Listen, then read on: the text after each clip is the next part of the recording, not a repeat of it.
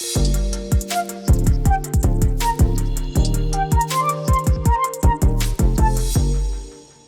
wanted to start out this morning letting you know that you can order at home COVID tests. They've been really difficult to find to actually get a test.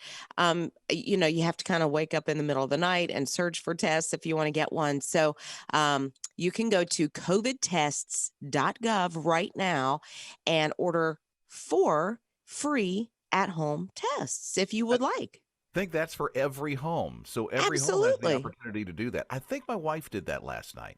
Yeah, it just opened. Like I said, you don't have to pay shipping. You don't have to put in like a credit card, any information like that. You just put in your name and your address. And like you said, Rob, you can order like 4 at home COVID tests, and they're supposed to be delivered in the next couple of weeks. Yeah, like 7 to 12 days. I was looking online to seeing how quick these things come, because if you need it like tomorrow, Right. it's not happening tomorrow. Although I have heard from some friends they can get them in the store. Hmm. And if they try to schedule, like Liz said, in the middle of the night, it's pretty easier to get it the day of. But if you do it during the day, it seems like it's days away if you're sitting there waiting to get a COVID test. Right. I was looking around this morning just to see what was available if you need it. And if you're trying to wake up this morning, schedule a COVID test at, one of the drugstores, that's going to be near to impossible. You really do have to wake up in the middle of the night to do it. Rob and Liz. His morning crew. And talking about Jamie, because Jamie had to really work hard to get out of a situation. Like many families, there was domestic violence, and so she removed herself and her kids from that and had to get away. She moved into her van with her 4 kids, into her van. They worked hard. There was an organization looking for temporary housing. That organization went to the local news where they live, and because of that, all of a sudden, thousands of folks got together and raised $100,000 for this family. So here's what she did with the money. I know, isn't that great? Here's what she did with the money. First thing she did was open a bank account. She got it into a bank account. She didn't have one. It was, a part of her family. And now she's on her own with her 4 kids. Then she went to Walmart. She bought jackets for her kids, a lot of clothes, and then she set aside a fund for both of her kids because of the $100,000 that they had. And now she just got a job, and she is getting $16 an hour and building some equity for her family. Isn't that wonderful? It really is. And you talk about not having a bank account. You ain't got any money. No need for a bank Right? account. But when that's what we need to talk about, like the things that we're going through, because if nobody knows what you're going through, they can't help you. They can't pray for you. They can't do some things that, maybe they have the resources for. So we need to talk to each other. And she did. And she reached out, and people said, we'll help. I mean, $100,000 from the community, that is just amazing. Rob and Liz. His morning crew. It's a mystery how it started, how toys are showing up in people's backyard in this one neighborhood. It's Rob and Liz, his morning crew on his radio. When I say toys, I mean toys. Lots of toys, not just at one house, but multiple houses in this one neighborhood. Just so happens there's a cat that is a stray that also wanders the neighborhood and gets fed at these same houses these toys are showing up at in the backyard. And when I say toys, I mean not just 1 or 2, but like 10 to 20 toys all of a sudden in the process of a month or so have shown up. And it turns out the cat is doing it. They have evidence now. And so they named this cat not Robin Hood. I thought it would, taking from the wealthy and giving to the people in this neighborhood. They're calling this cat Pirate Kitty. It's the cutest thing. She is a stray, and she just, how when a cat or a dog just want to show their gratitude, and sometimes they'll show up on your back step or your front porch with a mouse or a bird or something like that. It's their way of showing that they love you. And I'm so thankful that Pirate Kitty is not showing up with dead mice and dead birds. She's bringing toys, Barbies, stuffed animals, doesn't matter. And she just leaves them on the porch. I would like a PX, PS4, something PS4. like that. I don't even know what the gaming system's called. Whew. Pirate Kitty, could you bring me an Xbox, please? Yeah, Pirate Kitty, I would like a Ferrari. Can you I want get to me a Ferrari? start leaving a list for Pirate Kitty. That's These are the right. things that I would like. Thank you so That's right. much. Can you do a DoorDash for me? Can you go and, you know, get me a pizza? Rob and Liz. His morning crew. So Disney Plus, big series coming up. It's Moon Knight. I asked Liz, what is Moon Knight?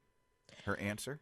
I honestly have no earthly idea who Moon Knight is. I know the actor that's going to play this character, but I don't know this character. So, I looked at the description, and all it says is psychological thriller.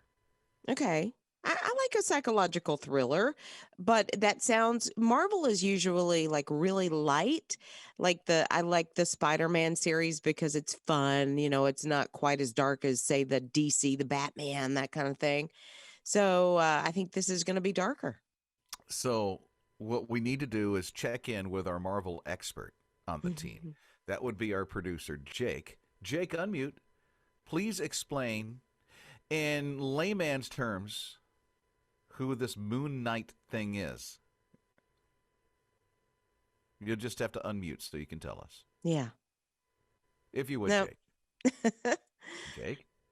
Huh. No, I think he's at the wrong microphone. Jake has to unmute your Zoom. Yeah, unmute your Go Zoom.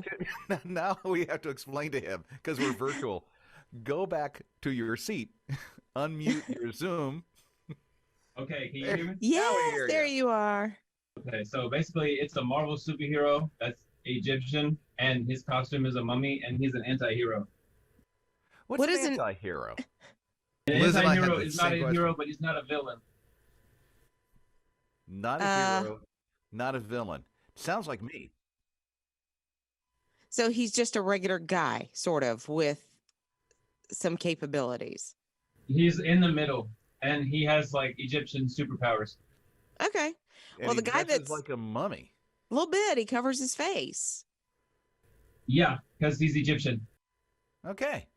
So there you Okay. go. Rob and Liz. His morning crew. Robert's a DoorDash driver in Detroit, where it's really cold right now.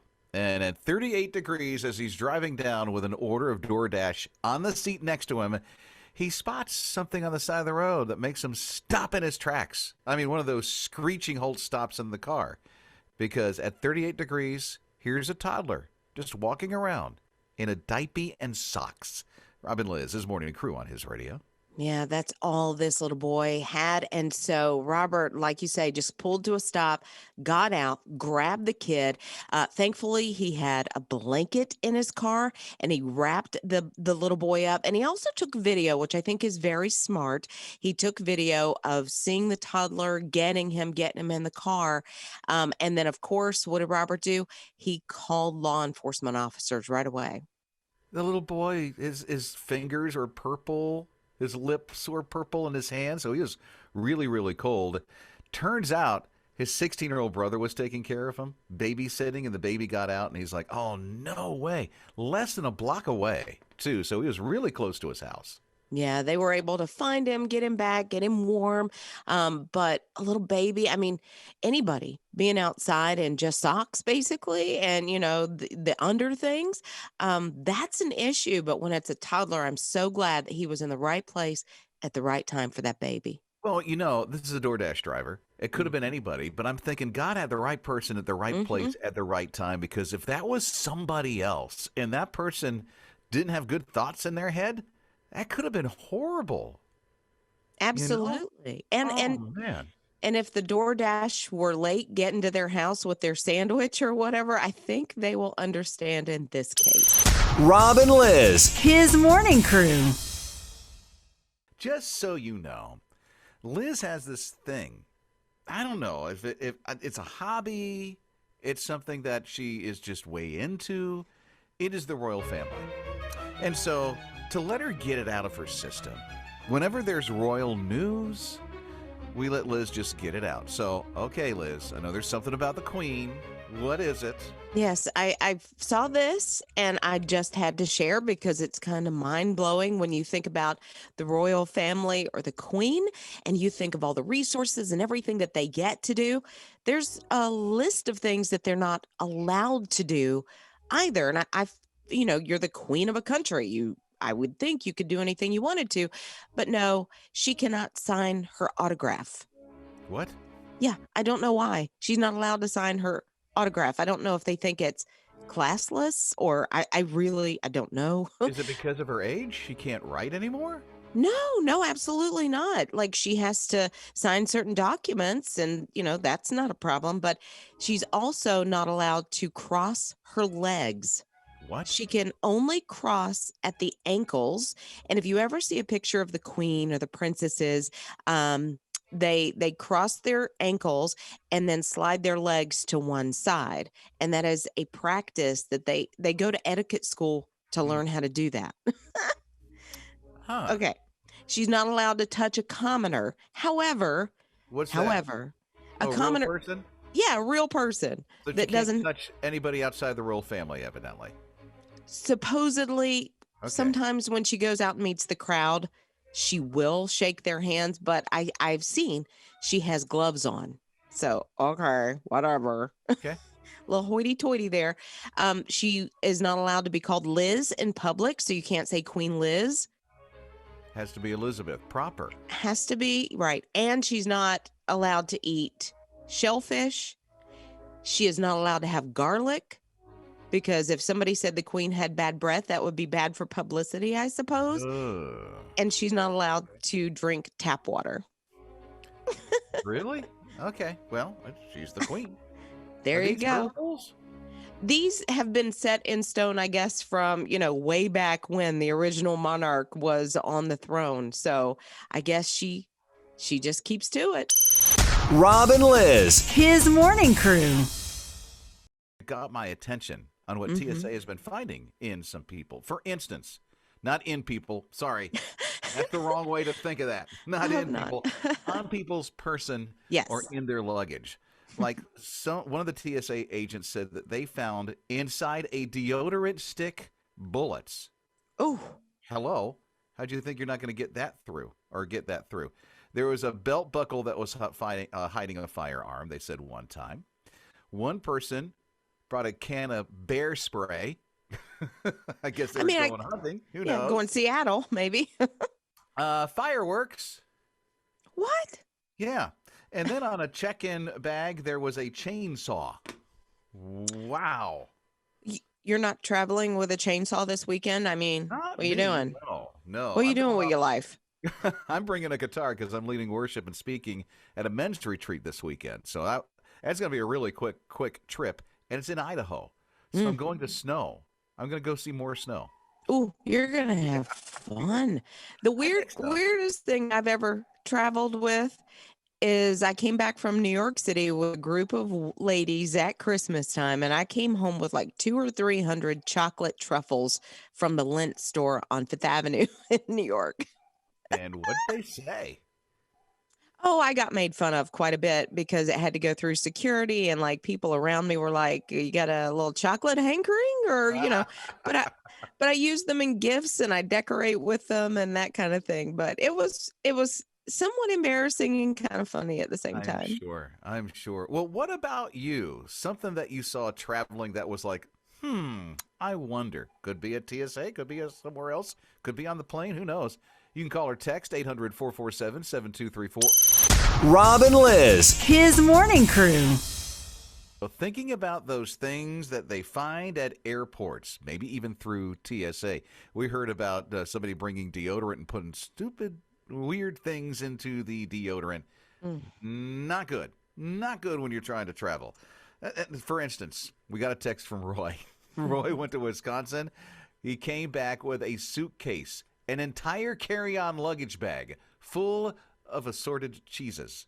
No, nothing else, but just cheese in this thing. He's thinking, I'm going to get stopped. Evidently, Wisconsin is used to this at TSA. People bringing home entire luggage full of cheese. He said it didn't smell too bad. Well, that's good. Rebecca texted and said she and her son were coming back from Alaska, and her son, who was 15 at the time, had a hockey puck in his carry on. So the TSA went crazy, searched him, searched his bag. And they said, once she was like, "What in the world? What's the problem?" And they said, hockey pucks sometimes show up on their machines as a really dense object, and it looks like it could be part of a bomb, something really bad. And Really? yeah, and Oh, so wow. anytime there's a puck, they absolutely have to make sure it's okay. Have to remember that. I don't go to hockey games a lot unless the Hurricanes are like really doing well, because Yeah. that's our team in the Carolinas. But okay. Rob and Liz. His morning crew.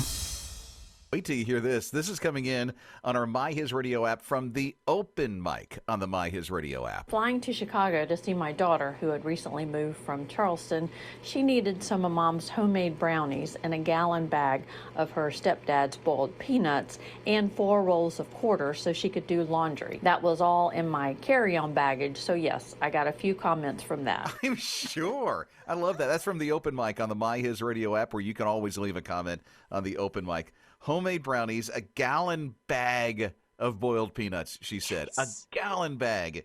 And then, of course, the quarters, but it's very specific. They're only used for laundry. So evidently, she's got she doesn't have, a laundry mat where she was going to college. Evidently. And quarters, rolls of quarters, that can be used as a weapon for sure. Really? I never thought of it that way. I guess if you had them like in a sock or something like that. Well, look, in the bottom of a pocketbook, in any woman's pocketbook, there's loose change. And if I were to hit you with that pocketbook, yeah, you'd feel it. How much loose change do you have? Oh, I've had 20, 25, $30 in the bottom of my purse at any given And quarters and nickels and dimes and stuff? Well, yeah, 20 you get the bucks? change and I just throw it in there and boom. And then at, the end of a month, I'll like, oh, I can go shopping. Rob and Liz. His morning crew.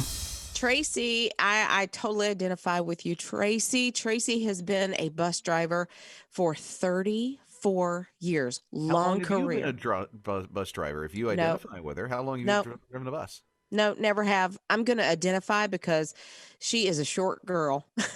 She is 5 feet tall. And all of a sudden, after 34 years, they have told her she can no longer perform her duties because she is too short. Oh no!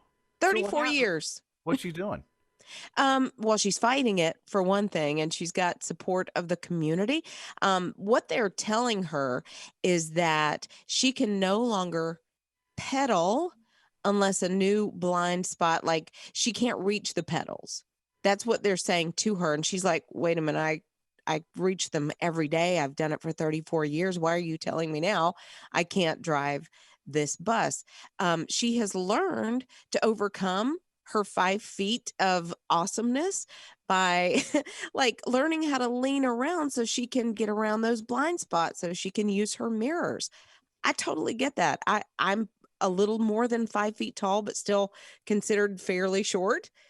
And you do. When I drive my husband's truck, it's a F-250. I got to figure it out. And how do you do that? I just learned to look around and take more time. I have to make sure I've got all my bases covered when I'm driving his truck. I don't like driving it, but when I have to, I do. Yeah, I read about that lady you're talking about, the school bus driver. Mhm. There's like a petition from the community. 23,000 people signed it. Well, yeah, the community says, how in the world can she drive this bus for 3 decades plus, and now you're telling her that she can't? It's not like the bus got bigger. Yeah. Well, and then she's kept the kids safe all those many years. And it sounds like out of 23,000, I'm sure a lot of parents and a lot of kids that now have kids have been on her bus, for 34 years. So, yeah, we'll see what happens.